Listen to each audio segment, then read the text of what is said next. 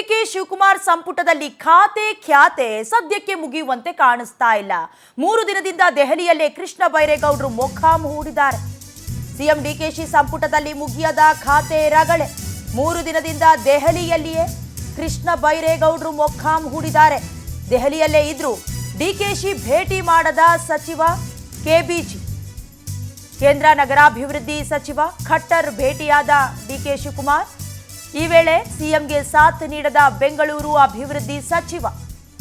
ಇತ್ತ ಕೃಷ್ಣ ಬೈರೇಗೌಡ ಭೇಟಿಗೆ ಹೈಕಮಾಂಡ್ ನಾಯಕರು ಸಿಗ್ತಾ ಇಲ್ಲ. ರಾಜ್ಯಸಭೆ ಎಲೆಕ್ಷನ್ ಬ್ಯುಸಿಯಲ್ಲಿ ಕೆಸಿ ವೇಣುಗೋಪಾಲ್ ಇದ್ದಾರೆ. ಕೆಸಿ ವೇಣುಗೋಪಾಲ್ ಅವರನ್ನ ಭೇಟಿ ಮಾಡಲೇಬೇಕು ಅಂತ ಕೃಷ್ಣ ಬೈರೇಗೌಡರು ಕಸರತ್ತು ಮಾಡ್ತಿದ್ದಾರೆ. ಈಗಾಗಲೇ ಖಾತೆ ಹಂಚಿಕೆಯಾಗಿದೆ, ಆದರೆ ಖ್ಯಾತೆ ಮಾತ್ರ ಮುಗಿಯುವಂತೆ ಕಾಣಿಸ್ತಾ ಇಲ್ಲ. ಈ ಹಿಂದೆ ಕಂದಾಯ ಇಲಾಖೆಯನ್ನ ನಿಭಾಯಿಸ್ತಾ ಇದ್ದಂತಹ ಕೃಷ್ಣ ಬೈರೇಗೌಡರಿಗೆ ಬೆಂಗಳೂರು ನಗರಾಭಿವೃದ್ಧಿ ಖಾತೆಯನ್ನ ವಹಿಸಿದ್ರು.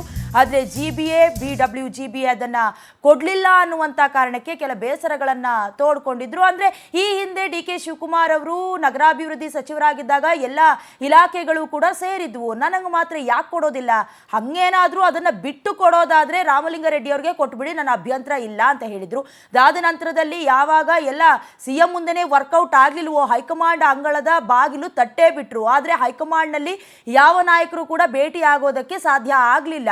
ಹಾಗಾಗಿ ದೆಹಲಿಯಲ್ಲೇ ಮೊಕ್ಕಾಂ ಹೂಡಿರೋದು ಗೊತ್ತಾಗ್ತಾ ಇದೆ. ಇದರ ಜೊತೆಗೆ ರಾಜ್ಯಸಭಾ ಎಲೆಕ್ಷನ್ ಇದೆ, ಪರಿಷತ್ನ ಎಲೆಕ್ಷನ್ ಇದೆ, ಗೆಲ್ಲಿಸಿಕೊಳ್ಳಲೇಬೇಕಾದಂತಹ ಪರಿಸ್ಥಿತಿ. ಜೊತೆಗೆ ಈಗಾಗಲೇ ಕಾಂಗ್ರೆಸ್ನಲ್ಲಿ ಸಂಖ್ಯಾಬಲ ಜಾಸ್ತಿ ಇರೋದ್ರಿಂದ ಗೆಲ್ಲಿಸುವಂತಹ ಕೆಲ ರಣತಂತ್ರವನ್ನ ರೂಪಿಸ್ತಿದ್ದಾರೆ ಕೆಸಿ ವೇಣುಗೋಪಾಲ್. ಇದರ ಮಧ್ಯದಲ್ಲಿ ವೇಣುಗೋಪಾಲ್ ಅವರನ್ನ ಭೇಟಿ ಮಾಡಲೇಬೇಕು ಅಂತ ಒಂದು ರೀತಿ ಸವಾಲಾಗಿ ತೆಗೆದುಕೊಂಡಂತೆ ಕಾಣಿಸ್ತಾ ಇದೆ. ಡಿಕೆ ಶಿವಕುಮಾರ್ ಅವರ ಜೊತೆ ಕೂಡ ಅಸಮಾಧಾನ ಇರೋದು ಕೂಡ ಎದ್ದು ಕಾಣಿಸ್ತಿದೆ. ಯಾಕಂದ್ರೆ ಇಷ್ಟೆಲ್ಲ ಆಗಿ ದೆಹಲಿಯಲ್ಲೇ ಇಬ್ಬರು ನಾಯಕರುಗಳು ಕೂಡ ಮಾತ್ರ ಒಬ್ಬರನ್ನೊಬ್ಬರು ಮೀಟ್ ಮಾಡದೇ ಇರೋದು ಗೊತ್ತಾಗ್ತಾ ಇದೆ.